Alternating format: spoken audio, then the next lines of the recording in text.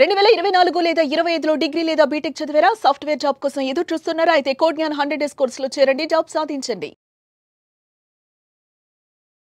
Welcome to Suman TV. నేను మీ Suman TV Nag. వివాహిత మహిళకు అత్తవారింటిపై హక్కు ఉంటుందా? హిందూ సక్సెషన్ యాక్ట్ అసలు ఏం చెప్తుంది అనేది ఈరోజు మనతో పాటు హైకోర్టు అడ్వకేట్ అలగర్ రవీంద్రనాథ్ గారు ఉన్నారు. అది వారి మాట్లాడి తెలుసుకుందాం. Hello sir. హాయ్ అండి నాగరాజ్ గారు. వివాహిత మహిళ అంటే కోడలుగా వెళ్ళినప్పుడు అత్తవారింటి ఆస్తిపై హక్కు ఉంటుందా? ఉంటే అసలు ఎలా ఉంటుంది? యాక్ట్స్ అసలు ఏం చెప్తున్నాయి? చాలా ఇంట్రెస్టింగ్ క్వశ్చన్ నాగరాజ్ గారు. ఆడపిల్లకి పెళ్లి చేసి అత్తవారింటికి పంపించిన తర్వాత అత్తవారింటి పైన ఆ ఆడపిల్లకి హక్కు ఉంటుందా ఉండదు? చాలా సందర్భాల్లో చాలా రకాల డౌట్స్ వస్తూ ఉంటాయి. చాలా డౌట్స్ వస్తుంటాయి దీనికి సంబంధించి. సో నేను ఈ వీడియోలో చాలా క్లియర్గా చెప్తాను. ప్రతి point each and every last వరకు కానీ ఫాలో అవ్వగలిగితే చాలా వరకు మీ డౌట్స్ క్లారిఫై అయిపోతాయి నాగరాజ్ గారు. నేను ఉదాహరణతో సహా చెప్పే ప్రయత్నం చేస్తాను. ఉదాహరణకి ఒక ఇంట్లో ఒక నాన్నగారు ఉన్నారు, తల్లి తండ్రి ఉన్నారు. వాళ్ళకి ఇద్దరు పిల్లలు అనుకుందాం. ఇద్దరు పిల్లల్లో కొడుకు కూతురు ఉన్నారు. ఇక్కడ కూతురికి ఆ తండ్రి యొక్క యాన్సెస్ట్రల్ ప్రాపర్టీ అంటే వంశపారంపర్యంగతంగా పూర్వీకులను చూస్తున్న ఆస్తి, 4వ తరం ఆస్తి అంటే తాత తర్వాత తండ్రి తర్వాత తనకు వస్తున్న ప్రాపర్టీ, 4 తరాల నుంచి వస్తున్న ప్రాపర్టీ. అటువంటి ఆస్తిలో కూతురికి కొడుకు కూడా సమానంగా ఆస్తి హక్కులు ఉంటాయి. ఏదైనా సందర్భాల్లో కూతురు కాలం చేశారనుకోండి, కూతురు వేరింటికి వెళ్ళిపోయారు అనుకోండి, లేదా కూతురు చనిపోయారు అనుకోండి, వాళ్ళ పిల్లలకి మాత్రం ఆస్తి హక్కు ఉండదు అమ్మగారి తరపున. ఎందుకంటే అమ్మమ్మ తరపు నుంచి ఉన్నటువంటి ఆస్తి ఏదైతే ఉందో తాతగారి తరపు నుంచి అమ్మమ్మ తరపు ఉన్నటువంటి అమ్మమ్మ గారి తరపున వస్తున్నటువంటి తాతగారి యొక్క ఆస్తి అన్నది ఆ పిల్లకి రాదు, అంటే మనవలకి రాదు. కేవలం ఆ కూతురుగా మాత్రమే ఆస్తి వస్తుంది. చాలా జాగ్రత్తగా అబ్జర్వ్ చేయాల్సిన పాయింట్.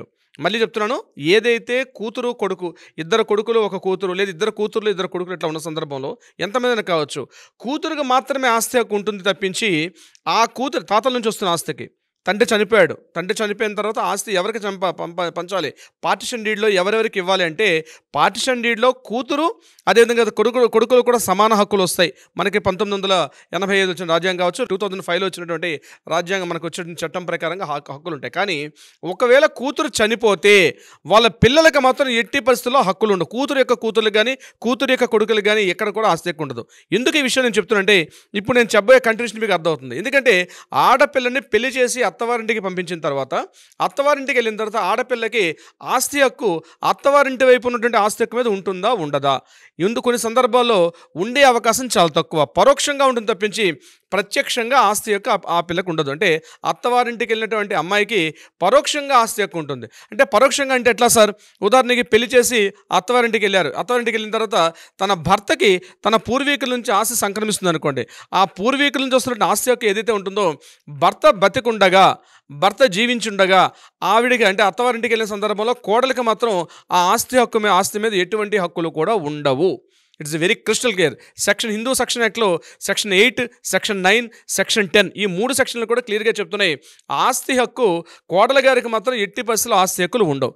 ఒకవేళ కొడుకు ఏదైనా కాలం చేశారనుకోండి, అంటే కొడుకు చనిపోయాడు అనుకోండి, అటువంటి సందర్భంలో ఆ కొడుకు యొక్క వారసులు ఎవరైతే ఉన్నారో భార్య, కొడుకు, కూతురు అదేవిధంగా తల్లి, వీళ్ళకి మాత్రం సమానం, అంటే క్లాస్ 1 లీగల్ హెయిర్స్ అంటారు, వాళ్ళకి మాత్రమే ఆస్తి హక్కు వస్తుంది.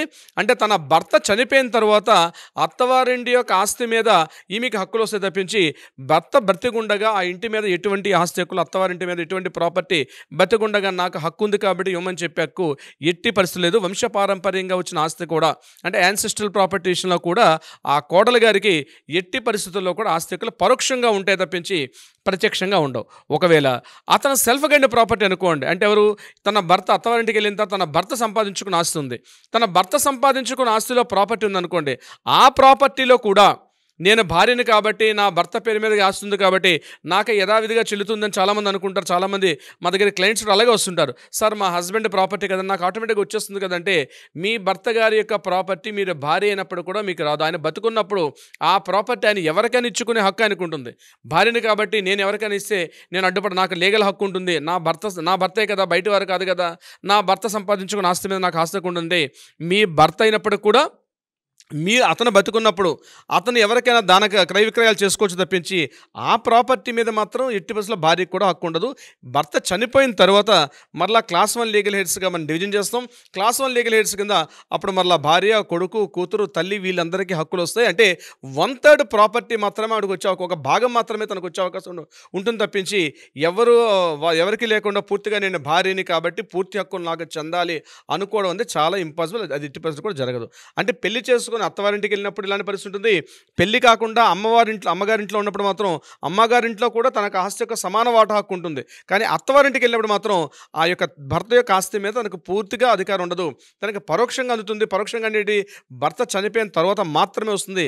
ఈ విషయం Hindu section act 8 and 9 and 10 ఈ సెక్షన్స్ క్లియర్గా చెప్తుంటే ఇదే విషయాన్ని సుప్రీంకోర్టులో Vineet Sharma versus state of Bihar కేసులో కూడా ఇదే విషయాన్ని సుప్రీంకోర్టు కూడా స్పష్టంగా చెప్పారు. భార్యకి ఎట్టి పరిస్థితులు కూడా ప్రత్యక్షంగా హక్కులు వచ్చేవి లేదు, ఇది కేవలం పరోక్షంగా మాత్రమే ఆమెకు హక్కులు వస్తాయని చెప్పి క్లియర్గా వినీత్ శర్మ కేసులో కూడా సుప్రీంకోర్టు చెప్పడం కూడా జరిగింది. సో క్లియర్గా గుర్తుపెట్టుకోండి, మీరు పెళ్లి చేసుకొని మీ స్వాధీనం అంటే మీ భర్త యొక్క స్వాధీనం ఆస్తి అయినప్పటికీ కూడా మీకు ప్రత్యక్షంగా హక్కులు ఉండవు. ఇది మాత్రం క్రిస్టల్ క్లియర్ నాగరాజ్ గారు. మీరు ఇందాక చెప్పినట్లు కొన్ని సందర్భాల్లో వాళ్ళకి వెసులుబాటు ఖచ్చితంగా ఉంటుంది. వాటిని ఆసరాగా తీసుకున్నా సరే ఆస్తిని కాపాడాలి అనుకున్నటువంటి వాళ్ళు ఉంటారు. అటువంటి వాళ్ళు మిమ్మల్ని అప్రోచ్ అవ్వాలంటే ప్రాసెస్ ఏంటి? తప్పనిసరిగా నాగరాజ్ గారు కింద స్క్రోల్ అవుతుంది నెంబర్ని కాంటాక్ట్ చేయండి. తప్పనిసరిగా మా లీగల్ టైం మీకు ఎప్పుడు కూడా సిద్ధంగా ఉంటారు సమాధానం చెప్పడానికి. ఒకవేళ కాల్ బిజీగా ఉన్నప్పుడైతే వాట్సాప్ చేయండి, మెసేజ్ చేయండి, లేకపోతే ఒక టెక్స్ట్ మెసేజ్ చేయండి. తప్పనిసరిగా లీగల్ టీం అప్రోచ్ అవుతారు. మీకు కావాల్సిన సలహా సంప్రదింపులు ఇస్తారు.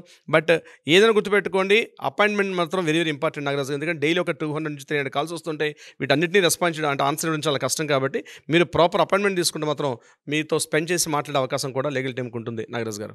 Anyways thank you so much Alagar Ravindranath గారు. Thank you so much Nagaraju గారు. చూసారు కదా ఈ వీడియోపై మీ అభిప్రాయాన్ని కమెంట్ బాక్స్లో పోస్ట్ చేయండి. ముఖ్యంగా మీరు కనుక మీకుండేటువంటి సమస్య ఏదున్నా సరే చట్టపరంగా మీరు వెళ్ళాలి అనుకుంటే, మీకు తగిన న్యాయం జరగాలి అనుకున్నటువంటి వాళ్ళు ఎవరైనా సరే అలగర్ రవీంద్రనాథ్ గారిని సంప్రదించాలనుకుంటే స్క్రీన్ మీద మీ కాంటాక్ట్ నెంబర్ కనిపిస్తుంది. దానికి మీరు కాల్ ఆర్ మెసేజ్ వాట్సాప్ చేసి వెంటనే అపాయింట్మెంట్ బుక్ చేసుకోండి. ఈ వీడియో లైక్ చేయండి, షేర్ మాత్రం తప్పకుండా చేయండి. ఇలాంటి మరిన్ని వీడియోస్ కోసం మా ఛానల్ ఫాలో అవ్వండి. Thank you. సుమన్ టీవీలో మీ పర్సనల్ అండ్ బిజినెస్ ప్రమోషన్స్ కోసం కింది నెంబర్కి కాంటాక్ట్ చేయండి.